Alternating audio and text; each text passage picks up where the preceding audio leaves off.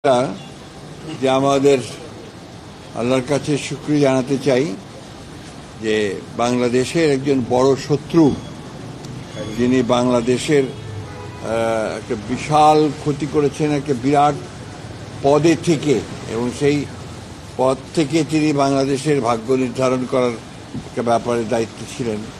সেখানে তুমি সেই জায়গায় প্রতারণার আশ্রয় নিয়েছেন, জনগণের সঙ্গে প্রতারণা করেছেন, রাষ্ট্রের সঙ্গে প্রতারণা করেছেন।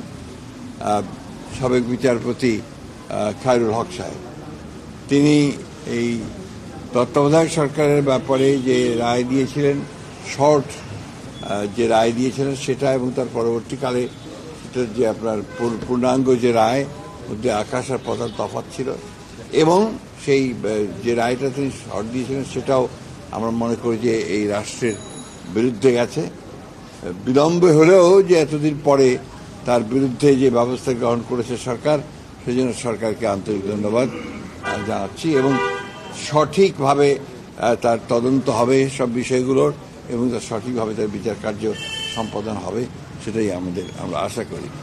দ্বিতীয়ত আরেকটি বিষয় আছে যেটা খুবই গুরুত্বপূর্ণ আমরা মনে করি। আমরা পত্রিকান্তরে আপনাদের মিডিয়ার মাধ্যমে জানতে পারছি যে আপনার শিশু একাডেমির যে ভবনটি রয়েছে আপনার এই কার্জন হলের উল্টো দিকে, আপনার যে হাইকোর্টের পাশে, সেই ভবনটিকে ভেঙে ফেলার জন্য একটা আপনার কথাবার্তা চলছে বা এই ধরনের প্রক্রিয়া গ্রহণ করা হচ্ছে বা একটা প্রস্তাব নেওয়া হয়েছে।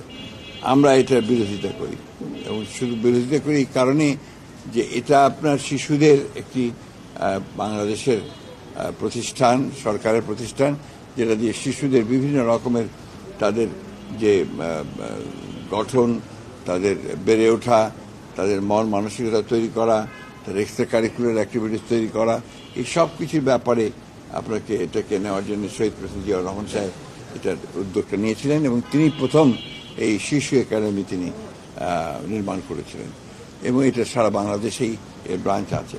সুতরাং এটাকে ওইখান থেকে সরানোটা আমি মনে করি একেবারেই সঠিক সিদ্ধান্ত হবে না, এবং এ ব্যাপারে আমরা আমাদের খুব স্পষ্ট বক্তব্য যে আমরা চাই না যে শিশু ভবনটি সেই জায়গা থেকে আপনার স্থানান্তরিত করা হোক বা সেটাকে অন্য জায়গায় দেওয়া হোক। এটা আমার মনে হয় যে জাতি গঠনের ব্যাপারে এটা একটা বাধা হয়ে দাঁড়াবে বলে আমরা আশা করি। এটাই। রাজনৈতিক সংকটের জন্য তো খায়রুল হক দায়ী ছিল নিঃসন্দেহভাবে, 100% শাস্তি আপনারা চাচ্ছেন। এটা তো আমার বলা ঠিক হবে না, কারণ এটা আইনগতভাবে যে বিধানগুলো আছে সেই বিধানগুলো দেখে তাকে সেই প্রসিকিউট করে তার সেই বিধান নিশ্চিত করতে হবে। তবে দৃষ্টান্তমূলক শাস্তি হওয়া উচিত, যাতে ভবিষ্যতে কেউ ওই জায়গাটাতে বসে আর সেই জায়গার ব্যবহার করে রাষ্ট্রের ক্ষতি করতে না পারে। সেটা আপনারা অবশ্যই সরকার দেখবেন, যারা এইভাবে আছেন তাদের ব্যবস্থা নেওয়া হবে। রাজনৈতিক সংকটের না, ওনার রায়ের পরেই আমার যেটা হয়েছে সেটা হচ্ছে যে আপনার আমাদের তত্ত্বাবধায়ক সরকার বিধানটা বাতিলকে পার্মানেন্ট করা হয়েছে, এবং যেটা বাংলাদেশের পরবর্তীকালের যত রকমের আপনার রাজনৈতিক সংকট তৈরি হওয়ার, সেই সংকটগুলো তৈরি হয়েছে এবং জাতি ক্ষতিগ্রস্ত হয়েছে। দ্বিতীয়ত হচ্ছে যে আপনার একটা মানে বিচার বিভাগ, যেটাকে আমরা মনে করি যে আপনার জুডিশিয়ারি সবচেয়ে বড় জায়গা, যেখানে আপনার সবচেয়ে আপনার মানুষের আস্থা থাকে, সেই আস্থা জায়গাটাকে সম্পূর্ণভাবে তিনি ধ্বংস করেছেন, শুধুমাত্র তার রাজনৈতিক চিন্তাভাবনা সেই কারণে, যেটা বাংলাদেশের সবচেয়ে বড় ক্ষতি করেছে বলে আমরা মনে করি।